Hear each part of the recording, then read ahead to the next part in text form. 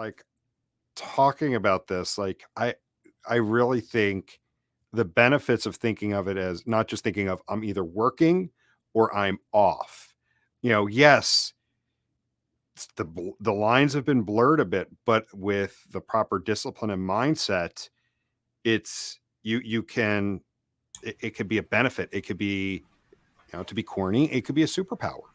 Whereas Yeah. if the wrong mindset, you're right. Like you feel like you're tethered to it. You feel like I either have to be at the office or, and if I'm at the office, I can't travel. And the reality is, and I'm sure some psychologist or business guru will tell me why I'm completely wrong, but the reality is that I feel like accepting this is that part of who we are as humans is incredibly healthy, because for so long we've seen work as something completely separate from the rest of life, and to the point where we've created these like personas and other people that go to work, and then I'm another person when I'm at home.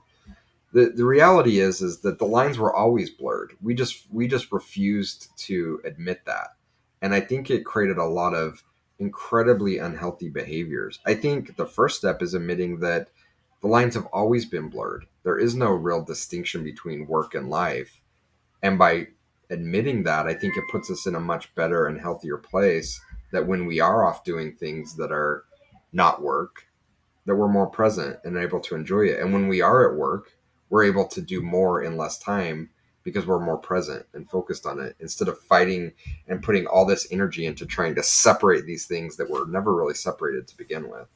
Yeah, exactly. And I do. I think back to earlier in my career when Blackberries were just starting to come out, and my boss got one, and of course I got the gear envy. Oh, that'd be fun to have. Can I get one? He's like, no, seriously, you don't want one. Because I don't want this, but I was forced to have it. He's like, this creates a tether to the office. So, and again, this was early to mid 2000s. So, the mindset was you have to come to the office with most people, and definitely at this company it was like you come into the office, and they were the ones where it's like doesn't matter how late you were here last night, doesn't matter if you were answering emails at 10 p.m. if you're not in your seat by 10 after 9, like you got shit to deal with. But he was like, no, like this is a tether to the office. They now expect you to be answering emails. So you're right. Like the lines have been blurred for years. And that's what I'm Yeah. saying. I know people that when they're on vacation, like actually on vacation, they still have their laptop with them. They are still checking email. They're still responding, even though they're out of office. It says they're not. Like, have you ever seen that meme about like out of office from U.S. employees versus European employees? No. It goes along the lines of like, here is the out of office for your typical American employee. I'm going to be out of the office from Friday at 9 a.m. to Monday at 9 a.m. If anything comes up, contact this person. If they're not available, call my cell. If not, do this, do that, blah, blah, blah, blah, blah, blah, blah. I'll respond as soon as I can. Yeah. The European response is, I'm not here. I'll get back to you at some point. Yeah.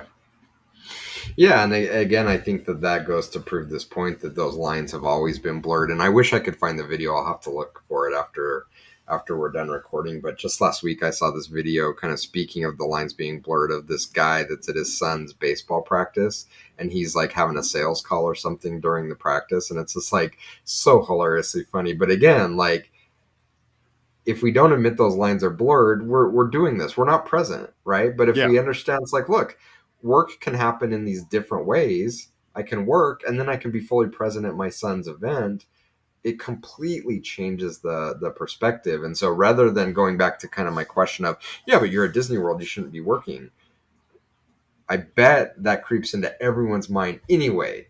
But the fact that we don't admit it means that that mental part of our brain is constantly working on this problem, rather than us being present at Disney World.